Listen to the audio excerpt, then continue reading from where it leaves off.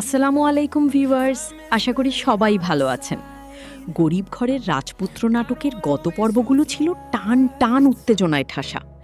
মেঘলার আসল পরিচয় সামনে আসার পর অনিকের পায়ের নিচ থেকে মাটি সরে গেছে। আজ আমরা আলোচনা করব আগামী পর্বে কি ঘটতে যাচ্ছে এবং নতুন পর্বটি আপনারা কখন দেখতে পাবেন। আগামী পর্বে আমরা দেখতে পাব বৃষ্টি নিজের মা হতে না পারার দুঃখে একেবারেই ভেঙে পড়েছে। তার বাবা তাকে সান্ত্বনা দিয়ে বলছেন যে আল্লাহর ওপর ভরসা রাখতে এবং প্রয়োজনে তিনি তাকে উন্নত চিকিৎসার জন্য দেশের বাইরে নিয়ে যাবেন। বৃষ্টির স্বামী অনিক যখন এই খবরটি জানবে, তখন তাদের সম্পর্কে নতুন কোনো মোড় আসবে কি, নাকি অনিক বৃষ্টির এই দুর্বলতাকে পুঁজি করে অন্য কিছু করবে? অন্যদিকে অনিক যে মেঘলাকে বস্তির মেয়ে বলে অপমান করেছিল, সেই মেঘলাই এখন অঢেল সম্পদের মালিক এবং শালিমা বিল্ডার্সের কর্ণধার। অনিক নিজের ব্যবসায়িক স্বার্থে শালিমা বিল্ডার্সের প্রজেক্ট পেতে মরিয়া হয়ে উঠবে। সে মেঘলার অফিসে গিয়ে যখন দেখবে যে মেঘলাই বস, তখন তার অবস্থা দেখার মতো হবে।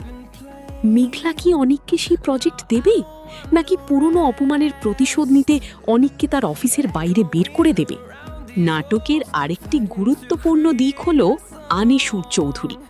তার মেয়ে নীলার সাথে অনিকের পুরনো শত্রুতা এখন ব্যবসায়িক দ্বন্দ্বে রূপ নিয়েছে।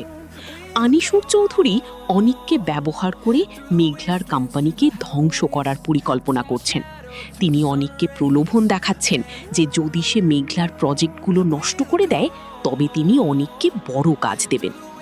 অনিক কি আবার মেঘলার সাথে বেইমানি করবে, নাকি নিজের ভুল বুঝতে পেরে মেঘলার পাশে দাঁড়াবে? আগামী পর্বের সবচাইতে বড় টুইস্ট হতে যাচ্ছে যখন মেঘলা অনিকের সামনে তার আসল পরিচয় পূর্ণাঙ্গভাবে প্রকাশ করবে। মেঘলার পালিত মা বাবা এবং তার আসল আভিজাত্যের লড়াই অনিককে মানসিকভাবে বিধ্বস্ত করে দেবে। মেঘলা কি শেষ পর্যন্ত অনিককে ক্ষমা করতে পারবে? বন্ধুরা, এই রোমাঞ্চকর পর্বটি খুব শীঘ্রই আপলোড করা হবে। সাধারণত প্রতি সপ্তাহের নির্ধারিত সময়েই আপনারা নতুন পর্ব দেখতে পাবেন। তাই দেরি না করে আমাদের চ্যানেলটি সাবস্ক্রাইব করে রাখুন এবং বেল আইকনটি চেপে দিন, যাতে ভিডিও আপলোড হওয়া মাত্রই আপনি দেখতে পান। আপনাদের কি মনে হয়, অনিক কি মেঘলার কাছে ক্ষমা চাইবে? কমেন্ট করে আমাদের জানান। আজ এই পর্যন্তই। খোদা হাফেজ।